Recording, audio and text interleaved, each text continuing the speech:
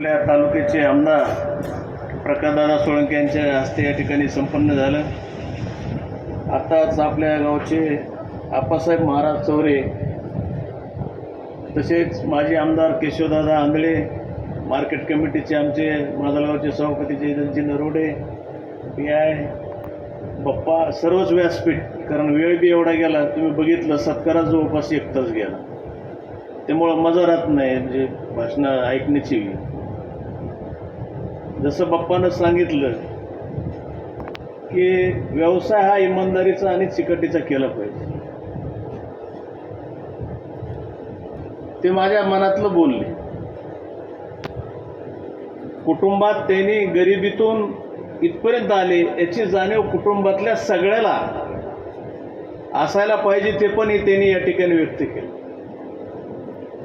परिस्थिती जशी बदलली, हवामान जसं समजा एखादा आभाळ आलं आणि हवा कुंकून येणार आहे ह्याचा अंदाज घेणारे म्हणजे बाप्पा आहे. त्याचं कारण असं आहे की जी त्यांचा पूर्वीचा धंदा आहे त्या धंद्याचे दिवस आता राहिले नाहीत, हे तुम्हाला आम्हाला सगळ्यालाच माहिती. त्यामुळं आतापासूनच वेगळ्या व्यवसायात त्या ठिकाणी ते भरारी घेत आहेत, ही आनंदाची गोष्ट आहे. आज दिंडोडसारख्या ठिकाणी मी दिंडोडकरांचे प्रथमतः या ठिकाणी आभार यासाठी व्यक्त करतो की आज दिंडोड असेल, वडवणी असेल, तेलगाव असेल, गावातल्या लोकांचं वागण्यास, जर त्या गावातलं चौफळ्यावरचं गावातल्या लोकांचं वागणं जर चांगलं असेल, तिथं अनेक बाहेर ठिकाणचे उद्योजक त्या ठिकाणी येतात. आपण प्रत्येक वेळेस त्या ठिकाणी बघितले. त्यामुळं प्रथम दिंडोडकरांचे मी या ठिकाणी आभार मानतो. बाप्पाचे सुद्धा या ठिकाणी मनापासून आभार व्यक्त करतो. एक नवं दालन या भागात चालू केलं आहे आणि ह्या दालनचं असं आहे, बाप्पा खालच्या लोकांना सांगायची गरज नाही, याला उन्हाळा असो पावसाळा असो हे चालणार झालं नाही. त्यामुळं आता पुढं जिल्हा परिषद पंचायत समिती लागणारच आहे. ज्यांना खालच्याला ज्यांना किंवा वरच्याला कोणाला उभा राहायचं असेल तर आपलं आता दालन तर उघडं या ठिकाणी झालेलंच आहे. फक्त खिशाचा अंदाज आपला जरा चांगला राहू द्या. शाकाहारी असलं तरी जमते, हळूहळू शाकाहारी बंद करू करतील ते चालू, कारण त्याशिवाय गिरायकच येत नाही ना. कारण बऱ्याचशा शाकाहारी हॉटेल या नॉनव्हेज नसल्यामुळं त्या ठिकाणी बऱ्याचशा ठिकाणी बदल करून नॉनव्हेजमध्ये परिवर्तन करावं लागते. तसं बाप्पाला या ठिकाणी सांगायची मला आवश्यकता वाटत नाही, कारण त्याला अंदाज अगोदरच येतो. त्यामुळं भविष्यात सुद्धा ते पण दालन या ठिकाणी चालू करावा अशी या ठिकाणी अपेक्षा व्यक्त करतो. आता आम्ही तर बंद केलेली माणसं ते काय, त्यामुळं ह्या धंदा असा आहे की एक तर पहिली गोष्ट बाप्पा तुम्हाला सांगायची गरज नाही, पहिली गोष्ट हा उधारीचा धंदा नाही.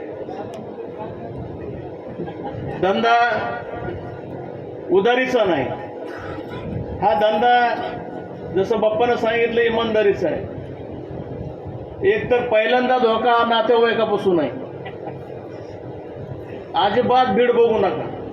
जर या धंद्यात आपल्याला टिकायचं असेल तर आला नातेवाईक, आला पाहुणा, आला मित्र, हे हा व्यवसाय त्याशी निगडीत ठेवू नका. गेटच्या बाहेर मित्र पाहुणे तिकडं गळ्याला गळे चहा पाजून वाटं लावा. कुणीच कुणाचं नसतं. जिथं आपण म्हणतो जिथं गुळाची ढेप तिथं मुंगळे असतात, तसा प्रकार हा आताच्या कलियुगात नाही. जर आपली परिस्थिती चांगली असली तर सगळेच म्हणतात आपला आहे, परिस्थिती वाईट असल्यावर कुणी नसतं. त्यामुळं हा धंदा तुम्ही जेवढं जिकिरीनं कुणाची भीड न ठेवता नगदी स्वरूपात 10 रुपये कमी आले तर हरकत नाही, पण उधार द्यायचं नाही म्हणजे नाही द्यायचं, हे या ठिकाणी मुद्दा मी तुम्हाला या ठिकाणी विनंतीपूर्वक सांगतो. तर हे त्याला भविष्य चांगलं राहील. येणाऱ्या काळात आपल्या या धंद्याची भरभराटी हो अशी मी आई जगदंबा चरणी प्रार्थना करतो आणि आपल्या या नवीन व्यवसायाला मनापासून शुभेच्छा देतो आणि तुमचंसुद्धा या ठिकाणी मनापासून आभार मानतो. सख्या भावाचा मुलगा सख्खा भाऊ गेल्याच्या नंतर पुतण्यासाठी एवढं मन मोठं करून आपण त्याला ही हॉटेल या ठिकाणी कायमस्वरूपी आपल्या भाषणातून या ठिकाणी कायमस्वरूपी त्या ठिकाणी दिली. त्याला हे लागतं काय, त्याला आपण म्हणतो त्याला काळीज लागतं.